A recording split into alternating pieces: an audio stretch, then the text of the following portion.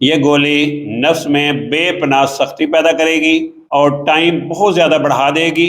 جو لوگ جلدی فارغ ہو جاتے ہیں ان کے لیے یہ بڑی خاص چیز ہے۔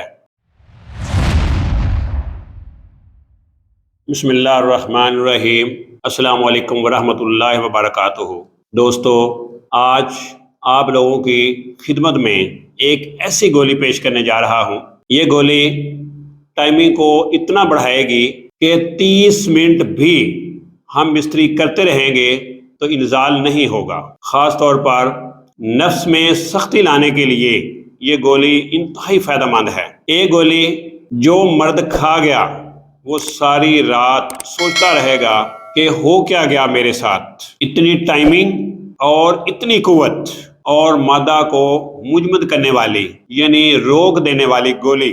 سب سے پہلے نمبر پر اس میں اکر کرا شامل کرنا ہے۔ آپ کو پتہ ہے کہ اکر کرا کو جڑی بوٹیوں کا بادشاہ کہا جاتا ہے۔ حکمت کی دنیا میں یہ ٹائمنگ کے نسخہ جات میں یہ خاص طور پر استعمال ہوتی ہے۔ دوسرے نمبر پر استعمال کرنی ہے سونڈ۔ سونڈ جس کو خشک ادرک بھی بولتے ہیں، قوت باہ کے لیے اس کا استعمال کیا جاتا ہے۔ تیسرے نمبر پر جو چیز ہے وہ ہے دار چینی۔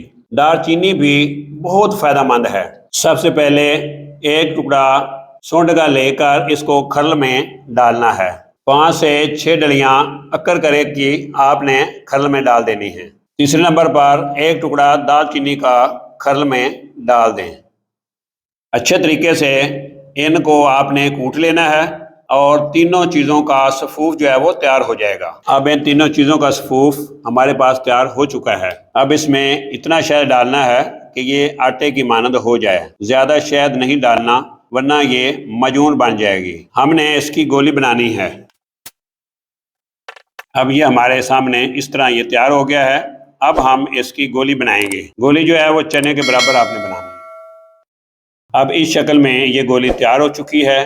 اب اس کو استعمال کیسے کرنا ہے؟ اس گولی کو آپ نے کھانے کے 2 گھنٹے بعد نیم گرم پانی سے استعمال کرنا ہے۔ ٹھنڈے پانی سے اور دودھ سے اس کو استعمال نہیں کرنا۔ یہ گولی نفس میں بے پناہ سختی پیدا کرے گی اور ٹائم بہت زیادہ بڑھا دے گی۔